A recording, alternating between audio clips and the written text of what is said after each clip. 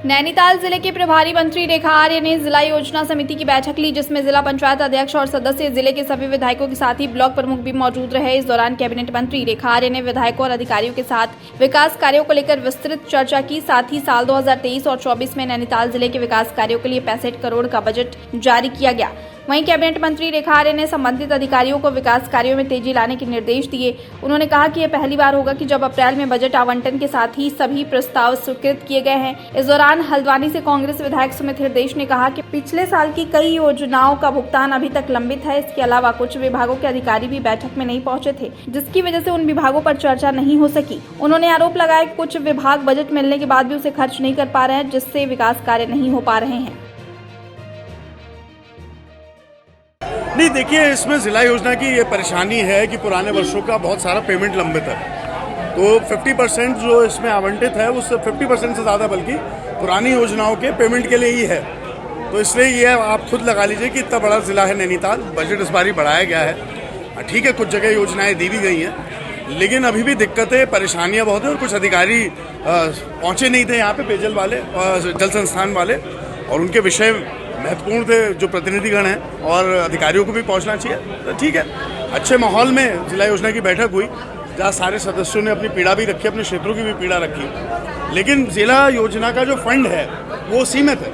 इसलिए अवश्य जो डीपीसी के सदस्य बन के आते हैं, विधायकगण तो नेचुरल इसमें सदस्य बन जाते हैं, लेकिन डीपीसी के जो बन के आते हैं उनके लिए बड़ी कष्टदायी स्थिति है कि उनके प्रस्ताव स्वीकृत नहीं होते। विभाग बजट ही खर्च नहीं कर पा रहे, लंबित पड़ा है उनका बजट। हाँ, ये भी बड़ी एक दूसरी समस्या है कि लंबित भी पड़ा है बजट, आप ले लेते हैं पैसा और उसे रख लेते हैं और फिर पैसा लैप्स हो जाता है। तो कई सारी चीज़ें जिनसे अवगत कराए। अब देखिए क्या सुधार आता है, अगली समीक्षा बैठक में देखेंगे। आज जिला योजना नैनीताल की बैठक रखी गई और उस बैठक के माध्यम से जनपद नैनीताल के लगभग 65 करोड़ की योजनाएं जो हैं आज स्वीकृत की गई हैं।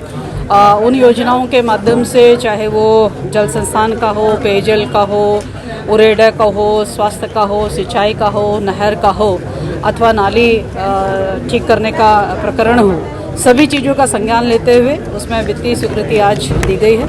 मैं मानती हूँ कि ये पहली बार इतिहास में हुआ होगा जब अप्रैल के माह में बजट आवंटन से लेकर बजट के अनुमोदन तक में जो है वह प्रस्ताव स्वीकृत किए जा रहे हैं। और ये अपने आप में बड़ी बात है कि समय पर बजट भी हो गया है और समय पे प्रस्ताव स्वीकृत हो गए हैं। तो ये मान के चलिए कि आने वाले समय में समय पर ही हमारे कार्य जो है वो मूर्त रूप लेंगे। और सरकार का लक्ष्य है कि जिला योजना में लगभग 2 साल के अंतर्गत हर योजना ने पूर्ण होना है। वही योजनाएं जो उसमें स्वीकृत की जाएंगी तो वह ली भी गई हैं। तो मैं मानती हूं कि नैनीताल के विकास में जो है एक बढ़ता हुआ कदम जो है जनप्रतिनिधियों के माध्यम से आगे प्रस्तावित है। पिछली बार का क्या पूरा बजट खर्च हो गया था? देखिए, हाँ जी, देखिए, पिछली बार के बजट में लगभग 80 से 90% विभागों के बजट उसमें पूर्णतः खर्च हो चुके हैं। कुछ विभागों के बजट की बिल पेंडेंसी में है, जिसका बजट का प्रावधान अभी किया गया है, जो कि मुझे लगता है कि इस 23 से 24 के मध्य में जो है पूर्ण कर लिए जाएंगे।